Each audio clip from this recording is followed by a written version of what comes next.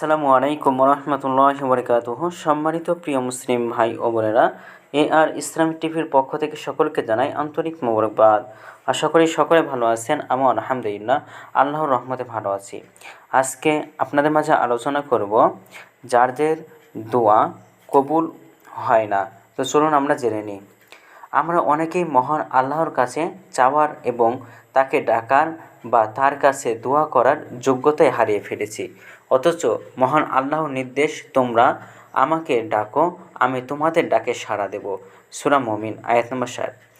অন্য আয়াতে আল্লাহ তাআলা বলেন, যখন কোনো প্রার্থনাকারী আমাকে ডাকে তখন আমি তার ডাকে সাড়া দিই। দোয়ার সংখ্যা এবং তার প্রকার সম্পর্কে আমরা এখন আলোচনা করব। চলুন জেনে নিই। দোয়ার অর্থ হলো নিরুপায়ভাবে মহান আল্লাহর কাছে নিজেকে নিবেদন করা এবং তার কাছে সাহায্য এবং মঙ্গল কামনা করা। পারিভাষিক অর্থে দোয়া দুই প্রকার। দোয়ায়ে ইবাদা অর্থাৎ সব ইবাদতই এক ধরনের দোয়া, এবং দোয়ায়ে মাসআলা অর্থাৎ কোনো কিছু মহান আল্লাহর কাছে প্রার্থনা করা। এখন জানব দোয়ার গুরুত্ব সম্পর্কে। পবিত্র হাদিসে দোয়াকে মুখুল ইবাদত বা ইবাদতের মগজ বলা হয়েছে। প্রিয় নবী করিম সাল্লাল্লাহু আলাইহি ওয়াসাল্লাম বলেন, যার জন্য দোয়ার দরজা খুলে দেওয়া হয়েছে তার জন্য রহমতের দরজাও খুলে দেওয়া হয়েছে। তিরমিজি শরীফ। দোয়ার বরকতে মানুষের জীবনের গতিপথ বদলে যায়। প্রিয় নবী করিম সাল্লাল্লাহু আলাইহি ওয়াসাল্লাম বলেন, দোয়া ছাড়া কোনো কিছু ভাগ্য পরিবর্তন করতে পারে না এবং নেক আমল ছাড়া হায়াত বৃদ্ধি পায় না। তিরমিজি শরীফ। যাদের দোয়া কবুল হয় না, চলুন জেনে নিই। প্রিয় নবী করিম সাল্লাল্লাহু আলাইহি ওয়াসাল্লামের বাণীতে কতিপয় ব্যক্তিত্বের দোয়া কবুল হওয়ার সুসংবাদ পাওয়া যায়। প্রিয় নবী করিম সাল্লাল্লাহু আলাইহি ওয়াসাল্লাম বলেন, 3 শ্রেণীর মানুষের দোয়া কবুল হওয়া অবশ্যম্ভাবী। 1. পিতামাতার দোয়া। 2. মুসাফিরের দোয়া এবং হলো মজলুমের দোয়া। এই 3 প্রকার মানুষের দোয়া কিন্তু কবুল হয়ে যায়। এছাড়া অসুস্থ জনের দোয়া কবুল হয়। অসুস্থ জনকে ক্ষমা করা হয় এবং মর্যাদা বাড়িয়ে দেওয়া হয়। হাদিসে আছে, কোনো অসুস্থ ব্যক্তির কাছে গেলে তার কাছে নিজের জন্য দোয়া চাওয়া, কেননা অসুস্থ ব্যক্তির দোয়া ফেরেশতাদের দোয়া এবং মিনতি করার মতোই। ইবনে মাজাহ। অন্যদিকে অনুপস্থিত ব্যক্তির জন্য দোয়া করলে ওই দোয়া কবুল হয়। প্রিয় নবী করিম সাল্লাল্লাহু আলাইহি ওয়াসাল্লাম বলেন, কোনো ব্যক্তি যদি তার কোনো ভাইয়ের জন্য তার পেছনের অনুপস্থিতিতে আল্লাহর কাছে প্রার্থনা করে তবে ফেরেশতা এই দোয়া কবুলের জন্য আমিন বলেন। কান্নাকাটি করে দোয়া করলে নিজের জন্যও এই দোয়াটি কবুল হয়। মুসলিম শরীফ।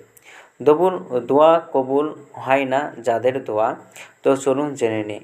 যেসব কারণে দোয়া কবুল হয় না তা হলো পানাহার এবং পোশাক হালাল না হওয়ার কারণে। খ. দোয়ায় ইখলাস এবং নিষ্ঠাহীনতা কারণে। গ. রক্তের বন্ধন ছিন্নকারী দোয়া কবুল হয় না। ঘ. গুনাহ করা এবং গুনাহে অবিচল থাকার দোয়া কবুল হয় না। ঞ. দোয়ায় অমনোযোগী হওয়া। চ. দোয়া কবুলের জন্য তাড়াহুড়া করা এবং ছ. সৎ কাজে আদেশ এবং অসৎ কাজে নিষেধ না করা ইত্যাদি। এছাড়া ইব্রাহিম ইবনে আদহাম রহমতুল্লাহ আলাইহি বলেন, 10 বিষয়ে তোমাদের অন্তর মরে গেছে, সুতরাং তোমাদের দোয়া কিভাবে কবুল হবে? আল আদাবুজ জাদিদ। দোয়ার প্রমাণিকতা এবং শক্তি। পবিত্র কোরআনে রয়েছে নবী করিম সাল্লাল্লাহু আলাইহি সাল্লামের অসংখ্য মাকবুল দোয়ার ভাষা এবং বর্ণনা। পবিত্র হাদিসেও আছে প্রিয় নবী করিম সাল্লাল্লাহু আলাইহি সাল্লামের শেখানো ভাষায় মাকবুল দোয়ার বর্ণনা। নিশ্চয়ই মহান আল্লাহ এবং তার রাসূলের শেখানো ভাষায় দোয়ার তাৎপর্য রয়েছে। এসব দোয়া কবুলের সম্ভাবনাও নিশ্চিত। বুজুর্গদের বহুল চর্চিত পরীক্ষিত আমল থেকে দোয়ার শক্তি সম্পর্কে ধারণা পাওয়া যায়।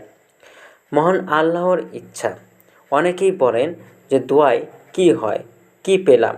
অনেকে দোয়ার প্রয়োজনীয়তা অস্বীকার করে দোয়ার স্থান কাল নিয়ে বিতর্কে জড়ান।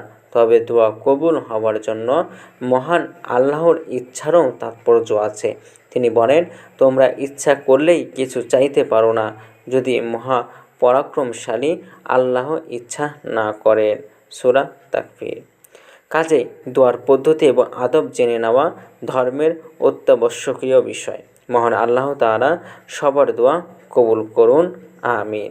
তো ভিডিওটি যদি আপনাদের ভালো লাগে তাহলে অবশ্যই চ্যানেলটি সাবস্ক্রাইব করে পাশে থাকবেন। ধন্যবাদ সকলকে। আসসালামু আলাইকুম ওয়া রাহমাতুল্লাহি ওয়া বারাকাতুহু।